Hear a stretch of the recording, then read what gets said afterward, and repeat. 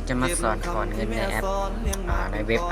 FT เนาะ FT ที่ดินเนาะตอนแรกเขากดมานี่เนาะโอเคกดเข้าไปเนาะ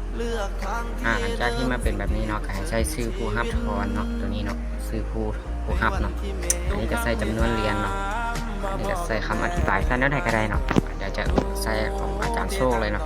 วิธีถอนเนาะตามนี้เนาะเขาจะใส่ว่า